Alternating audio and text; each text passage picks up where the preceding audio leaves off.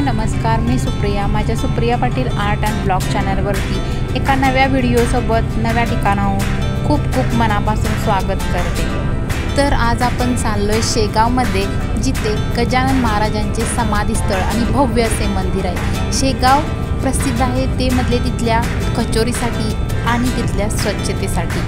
जर तुम्ही शेगावला यायचा विचार करताय तर तुम्ही तिथे कसे येऊ शकता, तिथली राहणीमानाची सोय काय आहे, तिथल्या रूमच्या रेट्स काय आहेत, श्री गजानन महाराजांचे दर्शन घेतल्यानंतर तिथले फिरण्यासाठीचे ठिकाणे कोणकोणते आहेत, तुम्हाला किती दिवसाचे शेगाव टूरचे नियोजन केले पाहिजे, तिथल्या बस सेवा कशा आहेत, तिथे येणारा खर्च किती आहे, या सर्व गोष्टींची माहिती तुम्हाला या व्हिडिओमध्ये मिळून जाईल. तर तुम्ही हा व्हिडिओ नक्की शेवटपर्यंत पहा आणि तुम्हाला हवी असणारी माहिती तुम्हाला या व्हिडिओमध्ये नक्की मिळून जाईल. खरं तर आम्ही जेव्हा या टूरचं प्लॅनिंग केलं होतं तेव्हा आम्ही 3 दिवसाच्या टूरचं प्लॅनिंग केलं होतं. त्यामध्ये आम्ही 1 दिवस अजिंठा लेणी बघितल्या, कारण त्या बघण्यासाठी खूप वेळ लागतो. आणि त्याच रात्री आम्ही एका हॉटेलमध्ये स्टे केलं होतं आणि दुसऱ्या दिवशी आम्ही एकाच दिशेला असणारे आणि जवळजवळ ठिकाणी असणारे काही ठिकाणी बघितली. त्यामध्ये दौलताबादचा किल्ला, बीबिका मकबरा, भद्रा मारुती टेम्पल, श्री घृष्णेश्वर ज्योतिर्लिंग आणि वेरूळची लेणी ही ठिकाणे बघण्यासाठी 1 दिवस लागतो. दुसऱ्या दिवसाची सर्व ठिकाणे बघून आम्ही सायंकाळी 5 वाजता छत्रपती संभाजीनगरमधून रिक्षा करून सिडको बस स्टँडजवळ पोचलो आणि सिडको बस स्टँडवरून आम्ही शेगाव बस पकडली. सायंकाळी 5 वाजल्यापासून ते रात्री 11:30पर्यंत आम्ही हा प्रवास करून रात्रीच्या 12 वाजता आम्ही शेगावमध्ये असणाऱ्या मुख्य मंदिरामध्ये पोचलो.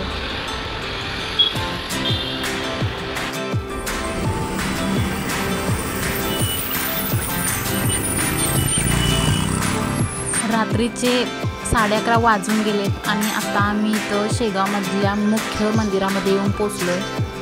आणि जर तुम्हाला शेगावला यायचं असेल तर तुम्हाला डायरेक्ट ट्रेनसुद्धा मिळू शकते किंवा तुम्ही बसमधून सुद्धा येऊ शकता. पण शेगावला जाण्यासाठी ट्रेन खूप स्वस्त माध्यम आहे.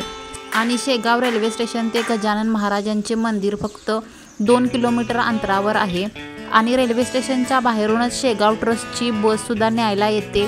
ते तुम्हाला रेल्वे स्टेशनपासून गजानन महाराजच्या मुख्य मंदिरापर्यंत मोफत आणूनसुद्धा सोडतात किंवा तुम्ही रिक्षा करूनसुद्धा मंदिरापर्यंत येऊ शकता. शेगावमध्ये राहण्यासाठी तुम्हाला गजानन महाराज ट्रस्टतर्फे भक्तिनिवास बनलेले आहेत आणि या भक्तनिवासामधील एक भक्तनिवास मंदिराजवळसुद्धा आहे. इथेही तुम्ही रूम बुक करू शकता आणि बस पण तुम्हाला रेल्वे स्टेशनवरून मुख्य मंदिराजवळ आणून सोडते. या भक्तनिवासामध्ये जवळजवळ 150 ते 200पर्यंत AC आणि नॉन AC रूम मिळून जातील. आणि मंदिराजवळ असल्याने कधीकधी हे भक्तनिवास भरलेले सुद्धा असू शकते.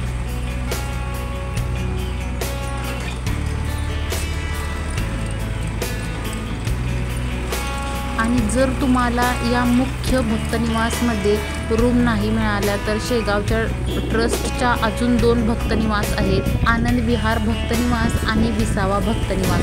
विसावा भक्तनिवासमध्ये तुम्हाला 250 पासून 600पर्यंत रूम मिळून जातील. आणि जर तुम्ही एकटेच असाल तर विसावा भक्तनिवासमध्ये तुम्हाला डॉर्मेटरी बेड मिळून जातील. त्याची फक्त 60 रुपये प्राईस घेतली जाते. आणि हे भक्तनिवास मुख्य मंदिरपासून फक्त 2 किलोमीटर अंतरावर आहे. आणि इथेपर्यंत येण्यासाठी आणि नेण्यासाठी शेगाव ट्रस्टतर्फे त्यांच्या बस सेवा आहेत त्या मोफत दिल्या जातात। त्या तुम्हाला घेऊन पण येऊ शकतात आणि मंदिरापर्यंत सोडू पण शकतात। स्वतःला जायचं असेल तर तुम्ही भक्त निवासच्या बाहेर रिक्षा उभारलेल्या असतात, त्या रिक्षा तुम्ही करून स्वतः पैसे देऊन जाऊ शकता।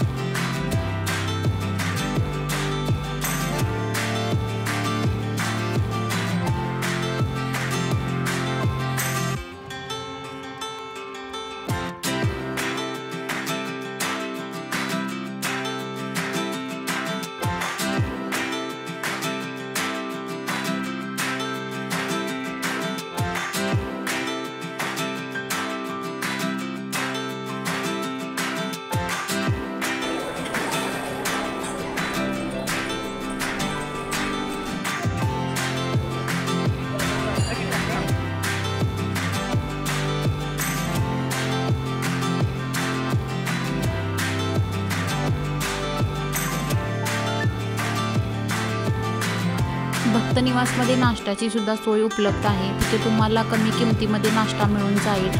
आणि आता मी इथे चाललोय नाश्ता करून श्री गजानन महाराजांचे दर्शन करण्यासाठी।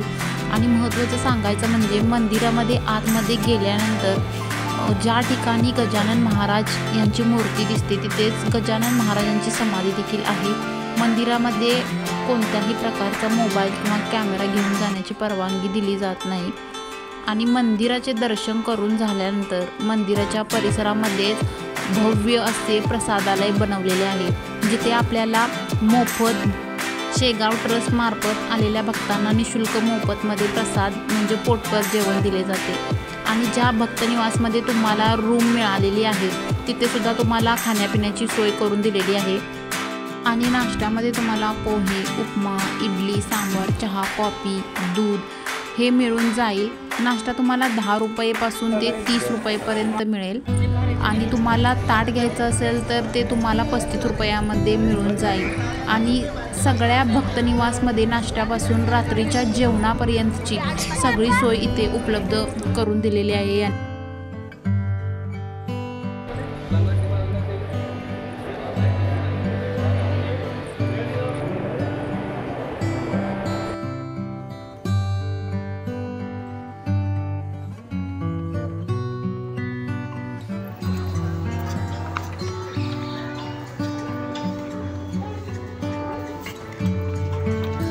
संत गजानन महाराजांचे दर्शन करून झाल्यानंतर इथे आता आम्ही चाललोय नागझरी गावामध्ये।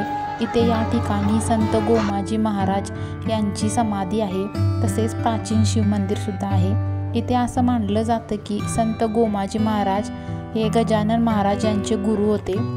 मंदिराच्या आतमध्ये दर्शन करण्यासाठी आपल्याला गुहेच्या आतमध्ये जायचे असते आणि याच गुहेमध्ये संत गोमाजी महाराज तपस्या करत असायचे आणि तिथेच त्यांची मूर्तीसुद्धा स्थापन केलेली आहे। आणि मंदिराच्या बाहेरच्या बाजूला गोमुकुंड बनवलेले आहे आणि इथे गरम पाण्याचा स्रोतसुद्धा आहे। इथे तुम्ही स्नानसुद्धा करू शकता आणि हे पाणी कधी संपतही नाही। नागझरी गाव हे शेगावपासून 7 किलोमीटर अंतरावर आहे आणि इथपर्यंत पोहोचण्यासाठी तुम्ही रिक्षा किंवा इतर कोणत्याही वाहनाने येऊ शकता। आणि शेगाव प्रसिद्ध आहे तेथील कचोरीसाठी। आणि जेव्हा पण तुम्ही दर्शनासाठी याल तेव्हा तुम्ही इथली कचोरी नक्की खाऊन बघा।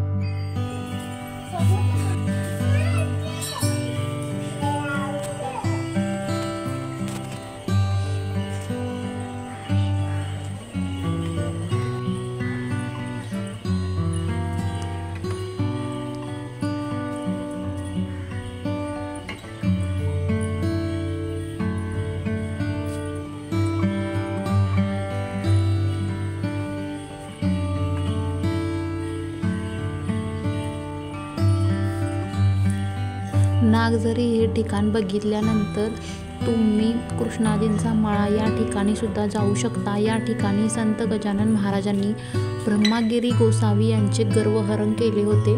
ब्रह्मगिरी गोसावी हे खूप गर्विष्ठ स्वभावाचे होते। याच ठिकाणी संत गजानन महाराज यांनी आग लावलेल्या पलंगावर बसले होते आणि हा सगळा साक्षात्कार बघितल्यानंतर ब्रह्मगिरी गोसावी यांचा गर्विष्ठपणा गेला होता आणि याच ठिकाणी पेंटिंग सुद्धा बनवलेली आहे। यामध्ये घडलेली सर्व घटना दर्शवलेली आहे। ही जागा भक्त निवासच्या पाठीमागच्या बाजूला आहे आणि इथेपर्यंत तुम्ही चालून सुद्धा जाऊ शकता। कृष्णाजींचा मळा बघितल्यानंतर आमचं पुढचं ठिकाण होतं संत गजानन महाराजांचे प्रकट स्थळ आणि हे आहे संत गजानन महाराजांचे प्रकट स्थळ। हे मुख्य मंदिरापासून 1 किलोमीटर अंतरावर आहे। संत गजानन महाराज कुठून आलेले, त्यांचा जन्म कुठे झाला होता याबद्दल कोणालाच काही माहीत नाही। पण फेब्रुवारी 1878 मध्ये याच वटवृक्षाखाली संत गजानन महाराज सगळ्यात प्रथम भंकटलाल आणि दामोदर पंत यांनी बघितलं होतं आणि याच ठिकाणाला संत गजानन महाराजांचे प्रकट स्थळ म्हणून मानले जाते। मुख्य मंदिराचे दर्शन करून झाल्यानंतर तुम्ही कृष्णाजीचा मळा, गजानन महाराजांचे प्रकट स्थळ, भंकट सदन आणि प्राचीन शिव मंदिर ही सर्व ठिकाणे 1 ते 1.5 किलोमीटरच्या अंतरावरच आहेत आणि शेगावमध्ये खूप सुंदर असे आनंद सागर सुद्धा बनवलेले आहे आणि शेगाव प्रसिद्ध आहे ते म्हणजे तिथल्या स्वच्छतेसाठी। कारण तुम्ही तिथे कुठे पण बघा, प्रत्येक जागा ही स्वच्छ आणि सुंदरच दिसेल। मंदिर असो किंवा तिथला प्रसादालय असो किंवा कोणतेही भक्तिनिवास असो, तुम्हाला तिथे सगळीकडे स्वच्छता आणि सुंदरताच दिसेल। आणि शेगाव तुम्ही पूर्ण 1 दिवसामध्ये सुद्धा फिरू शकता किंवा तुम्ही 2 दिवसाचे टूर नियोजन सुद्धा करू शकता। जर तुम्ही दूर भागातून शेगावमध्ये येताय तर भक्तनिवासमध्ये रूम बुकिंग करून घेताय किंवा तिथेच प्रसादालय जेवण करताय तर पर पर्सन तुम्हाला 1500 ते 2000 पर्यंत खर्च येऊ शकतो। तर तुम्हाला हा आजचा व्हिडिओ कसा वाटला हे नक्की कमेंटद्वारे कळवा आणि या चॅनलला लाईक करा, शेअर करा आणि सबस्क्राईब करा। धन्यवाद।